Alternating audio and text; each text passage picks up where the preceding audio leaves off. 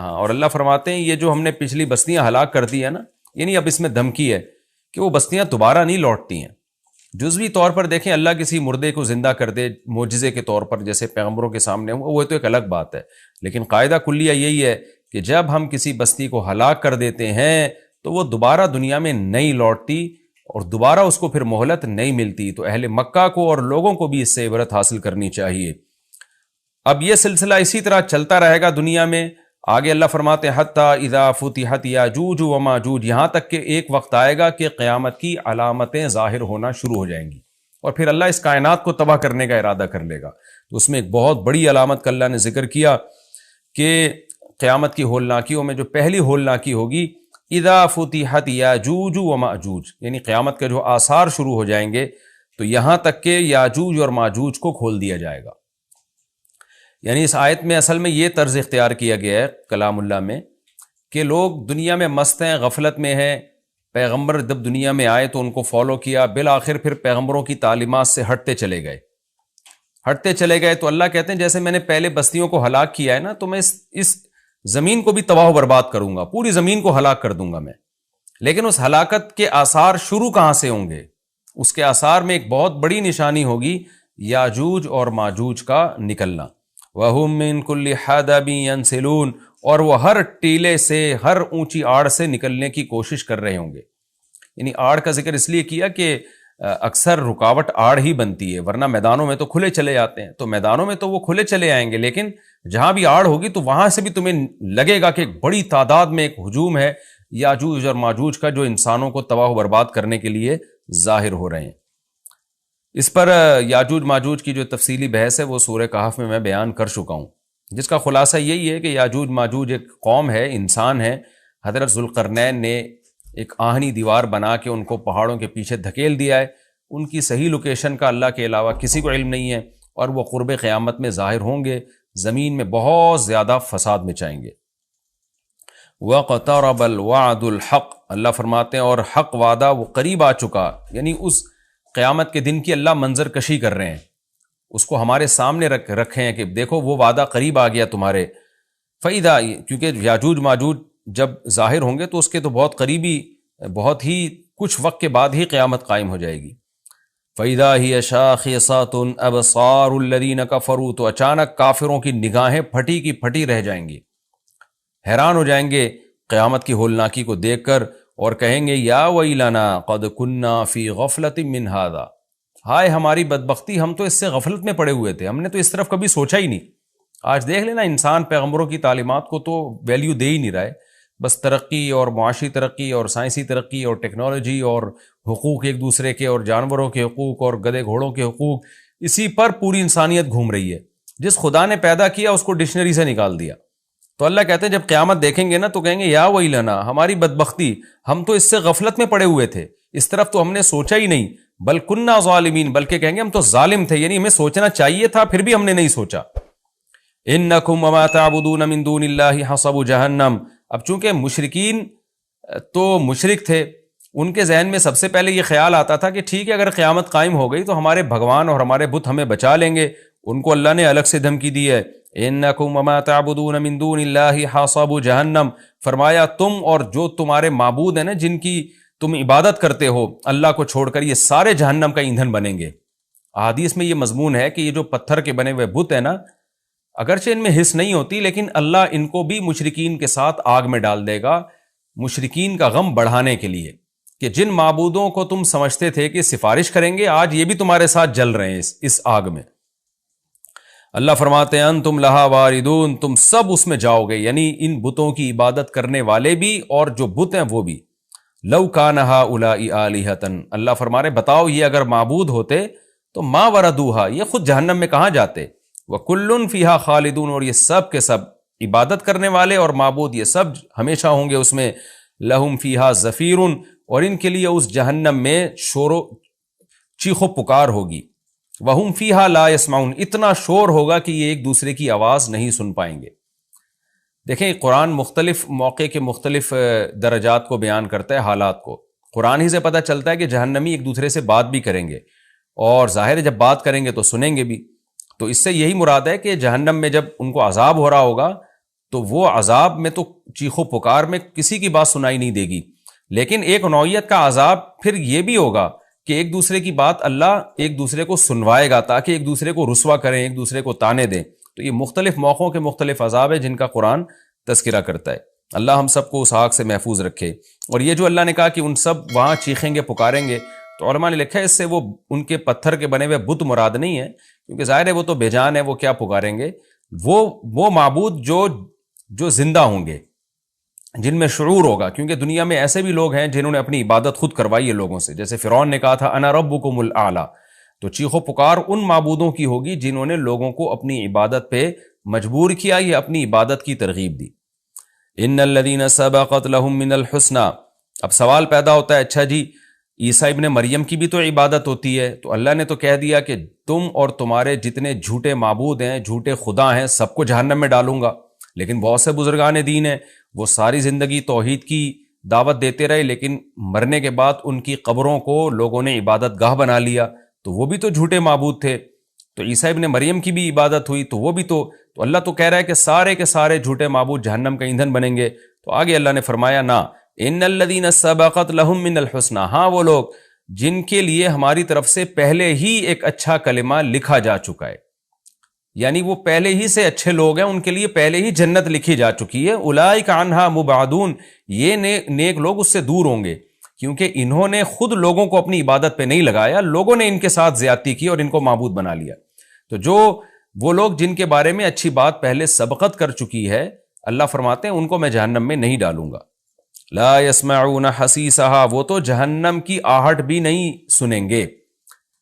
علماء نے لکھا ہے اس سے مراد ہے جنت میں جانے کے بعد، کیونکہ حساب و کتاب میں جہنم کے پل سے ہر ایک کو گزارا جائے گا، اس میں تمام پیغمبر، تمام شہداء، کیونکہ وہ تو سورہ مریم میں اللہ نے بتا دیا وَإِن مِّنكُمْ إِلَّا وَارِدُهَا، تم میں سے ہر شخص جہنم کے پل پہ سے گزرے گا، جس کو پل صراط کہا جاتا ہے۔ لیکن اللہ تعالیٰ جنت میں داخل کرنے کے بعد ان کو جہنم سے دور کر دیں گے اور جہنم کی آہٹ بھی ان کو سنائی نہیں دے گی۔ وَهُمْ فِي مَا اشْتَهَتْ أَنفُسُهُمْ خَالِدُونَ، اللہ فرماتے ہیں جو چاہے گا ان کا دل، ان نعمتوں میں یہ ہمیشہ ہمیشہ رہیں گے۔ لا يحزنهم الفزع الاکبر، اور بڑی گھبراہٹ بھی ان کو غم میں نہیں ڈالے گی۔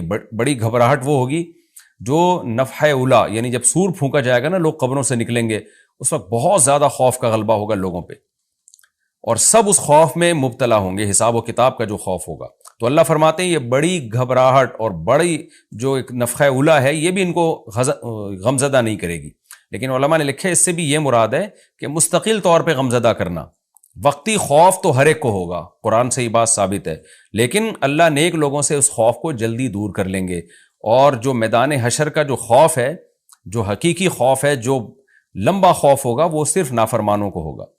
لیکن قرآن و سنت سے یہ بات ثابت ہے کہ ابتدائی مرحلے میں سارے خوف زدہ ہوں گے۔ وَتَتَلَقَّاهُ الْمَلَائِكَةُ، اور فرشتے ان سے ملاقاتیں کریں گے، ملاقاتوں کا مطلب مرحبا کہیں گے ان کو، هَذَا يَوْمُكُمْ، اور ان کو خوشی سے فرشتے مبارکباد دیتے ہوئے کہیں گے یہ ہے تمہارا وہ دن الذی کنتم توعدون، جس کا تم سے وعدہ کیا جاتا تھا۔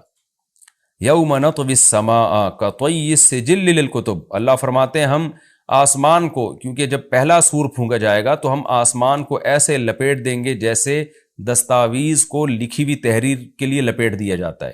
کما بدأنا اول خلق نعید، جس طرح ہم نے اول خلق کی ابتدا کی تھی ہم اسی طرح لوٹا دیں گے۔ یعنی انسان حیران ہو رہا ہے نا کہ یہ اللہ تعالیٰ اتنی بڑی بڑی باتیں کر رہا ہے، میں آسمانوں کو لپیٹ دوں گا، میں یوں کر دوں گا، میں کائنات تباہ کر دوں گا، تو یہ کیسے کرے گا؟ اللہ نے فرمایا جیسے پہلی دفعہ کیا تو دوبارہ بھی کر دوں گا میں، میرے لیے کیا مشکل ہے یہ کام۔ وعدًا علینا، اور یہ ہم پر وعدہ ہے۔ یہ کیسے چیلنج کر رہا ہے اللہ تعالیٰ، دیکھیں، یعنی انسان کہہ رہا ہے نہیں کچھ ہوگا، یہ سب ایسی باتیں ہو رہی ہیں، اور اللہ کہہ رہا ہے وعدًا علینا، میں کر کے دکھاؤں گا یہ۔ انا کننا فاعلین، پھر اللہ نے تاکید کی ہم یہ کام کر کے چھوڑیں گے، لہذا اللہ کو چیلنجز مت دو، اپنے عمل کو ٹھیک کرنے کی کوشش کرو۔ اور اللہ اب مشرکین کو بھی دھمکی دے رہے ہیں کہ صرف دنیا میں نہیں، صرف آخرت میں نہیں، دنیا میں بھی نیک لوگوں کو میں غلبہ دوں گا۔ وَلَقَدْ كَتَبْنَا فِي الزَّبُورِ، ہم نے زبور میں یہ بات لکھ دی تھی من بعد الذکر، نصیحت کے بعد، کہ ان الارض یرثها عبادی الصالحون، یعنی اللہ نے پہلے نصیحتیں دی، احکام بتائے، اور بتا دیا کہ میرے نیک بندے ہی زمین کے وارث ہوں گے۔ زبور کا تذکرہ شاید اس لیے کیا کہ داؤد علیہ السلام کو اللہ نے زبور دی، اسی میں اللہ نے بتا دیا، اور اللہ نے زبور میں یہ وعدہ جو کیا تھا پورا کر کے بھی دکھایا. داؤد اور سلیمان علیہ السلام کی خلافت اللہ نے پوری دنیا پہ قائم کر دی. تو اللہ فرماتے یہ بات ہم نے زبور میں لکھ دی تھی. اور یہ حدیث سے بھی مضمون ثابت ہے کہ جیسے مسلمانوں کا نشأت اولا ہوا، اللہ نے اسلامی خلافت کو دنیا میں قائم کیا، تو حضرت عیسیٰ ابن مریم کے دور میں اللہ دوبارہ کفر پہ اسلام کو غلبہ عطا فرمائے گا، اور یہ زمین کے وارث پھر اہل اسلام ہی بنیں گے. اور اگر ہم زمین سے مراد جنت کی زمین مراد لیتے ہیں پھر تو بالکل واضح بات ہے. آگے اللہ فرماتے ہیں ان فی ھذا لبلاغا لقوم عابدین. ہم نے جو مضمون بیان کیا اس میں جو لوگ اللہ کی عبادت اور غلامی کرتے ہیں ان کے لیے پیغام کا صاف صاف پہنچا دینا ہے. ان کو بات سمجھ میں آ گئی ہوگی. جو اللہ کو نہیں مانتے، اللہ کی عبادت پہ آنا ہی نہیں چاہتے، ان کو سمجھ میں بات نہیں آ سکتی. وما ارسلناک الا رحمۃ للعالمین. اور اے نبی ہم نے آپ کو تمام جہان والوں کے لیے رحمت بنا کے بھیجا ہے. کافر یہ سمجھتے ہیں کہ یہ جب سے آئے ہیں ہمارے لیے ٹینشن بن گئے ہیں، ہم باپ دادا کے دین کو فالو کر رہے تھے، نہ کوئی جہنم کی بات تھی نہ کوئی اور باتیں تھیں، تو وہ اشکال کرتے. اللہ نے فرمایا کہ ہم نے رحمت بنا کے بھیجا ہے تاکہ لوگ آپ پر ایمان لائیں، جنت میں جائیں، اپنی زندگی کو بھی سدھاریں، آخرت کو بھی سدھاریں، اور ایک دوسرے کے حقوق ادا کریں، زمین میں امن پیدا ہو.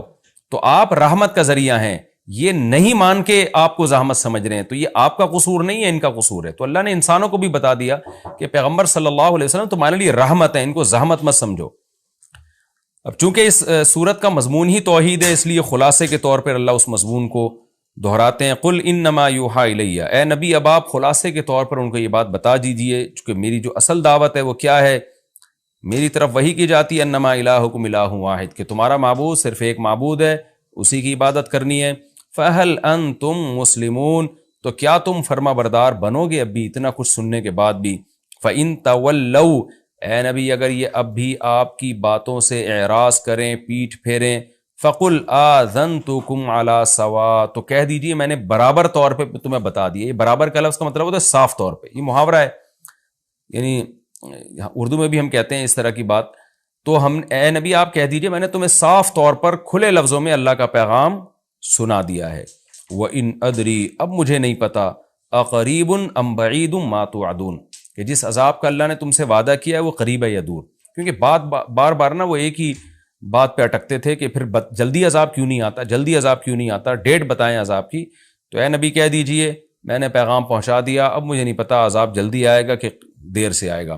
وَإِنْ أَدْرِي لَعَلَّهُ إِنَّهُ يَعْلَمُ الْجَهْرَ مِنَ الْقَوْلِ. اللہ جانتا ہے جہر والی بات بھی، وَيَعْلَمُ مَا تَكْتُمُونَ، اور جو تم چھپاتے ہو وہ بھی اللہ جانتا ہے. کیا مطلب؟ اللہ کا علم کامل ہے. تو جس کا علم کامل ہے اس کو پتا ہے کہ قیامت کب آئے گی. میرا علم کامل نہیں ہے تو مجھ سے کیوں پوچھتے ہو، اور اللہ مجھے نہیں بتاتا کہ کب آئے گی. جتنا اللہ نے بتایا وہ میں نے تم تک پہنچا دیا. وَإِنْ أَدْرِي لَعَلَّهُ فِتْنَةٌ لَكُمْ وَمَتَاعٌ إِلَىٰ حِينٍ. اور پھر آپ صلی اللہ علیہ وسلم نے یہ بتایا کہ مجھے تو یہ بھی علم نہیں ہے کہ اللہ عذاب ٹال کیوں رہا ہے. اس لیے ٹال رہا ہے کہ تمہیں آزمائش میں ڈالنا چاہتا ہے وہ، یا اس لیے ٹال رہا ہے کہ اللہ تمہیں کچھ دن نعمتیں مزید دینا چاہتا ہے. یعنی آزمائش تو یہ ہے کہ عذاب ٹلے گا تو تمہاری آزمائش ہوگی، تمہیں غور و فکر کا موقع ملے گا، کچھ لوگ ایمان لائیں گے، کچھ نہیں لے کر آئیں گے. عذاب فوراً آ گیا تو سارے ہی جہنم میں چلے جاؤ گے. تو یہ تم پر رحمت بھی ہو سکتی ہے اللہ کی طرف سے کہ مہلت دے رہا ہے، بہت سے ایمان لے آئیں گے. اور یہ بھی ہو سکتا ہے کہ اللہ تمہیں آخرت میں پکڑے گا اور دنیا میں کچھ نعمتیں دینا چاہ رہا ہے. یعنی فتنۃ لکم کا مطلب یہ ہوا کہ ہو سکتا ہے آزمائش ہو، کچھ کامیاب ہو جائیں کچھ ناکام ہو جائیں. اور متاع الی حین کا مطلب یہ ہو سکتا ہے کہ اللہ تمہیں فائدہ پہنچانا چاہ رہا ہے کیونکہ آخرت میں تمہارے لیے عذاب ہے. تو ان دونوں میں کون سا پہلو اللہ کے سامنے ہے؟ نبی فرما رہے ہیں کہ مجھے معلوم نہیں ہے. تو جسے یہ معلوم نہیں کہ عذاب ٹالنے کی ریزن کیا ہے، وہ عذاب کا ٹائم کیسے بتا سکتا ہے؟ پھر آگے اللہ تعالیٰ آخر میں اپنے نبی صلی اللہ علیہ وسلم کے کلام کو نقل کرتے ہیں کہ آپ نے پوری صورت ان مشرکین کو سنائی، پورا توحید کے مضمون سنایا. تو آپ صلی اللہ علیہ وسلم اللہ سے دعا مانگتے تھے کہ اللہ دلائل کی دنیا میں حجت تمام ہو گئی ہے، تو عملی دنیا میں حجت تمام کر دے، تو اسلام کو غلبہ دے دے، ان کو بتا دے کہ یہ لوگ حق پر نہیں ہیں. تو اللہ نے نبی کے اس کلام کو ذکر کیا. قال رب احکم بالحق. نبی کہتے ہیں کہ اے اللہ تو حق کے ساتھ فیصلہ کر دے، یعنی پریکٹیکلی عملاً فیصلہ کر دے. اور نبی یہ دعائیں بھی مانگتے ہیں، وربنا الرحمن، ہمارا رب رحمان ہے، رحم کرنے والا ہے. المستعان، اسی سے مدد طلب کی جاتی ہے. علی ما تصفون، ان باتوں پر جو تم لوگ کرتے ہو، یعنی تم جو اعتراضات کر کے مجھے تکلیف پہنچا رہے ہو تو میں مدد اللہ ہی سے طلب کرتا ہوں.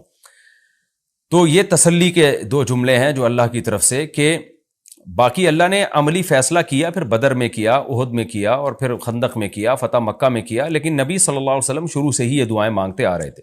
اس میں ہمیں بھی ترغیب ہے کہ جب ہم دعوت کا کام کریں تو اللہ سے یہ دعائیں مانگا کریں کہ اللہ تو حق کا فیصلہ کر اور تجھی سے ہم مدد طلب کریں گے۔ اور یہ بات آپ مشرکین کو بتا بھی دیں کہ ہم اللہ ہی سے دعا مانگتے ہیں، اور ہم تم جو ہمیں مشکلات میں ڈال رہے ہو، ہم اس میں اللہ سے مدد طلب کرتے ہیں۔ ظاہر ہے جو اللہ پہ اعتماد کر کے اللہ سے مدد طلب کرے گا تو پلڑا بالآخر اسی کا بھاری رہے گا، فتح اور نصرت اسی کے مقدر میں آئے گی۔ یہ بھی ہمارا رکوع الحمدللہ کمپلیٹ ہو گیا۔ اس رکوع میں بھی اللہ نے بہت اہم مضامین کو بیان کیا۔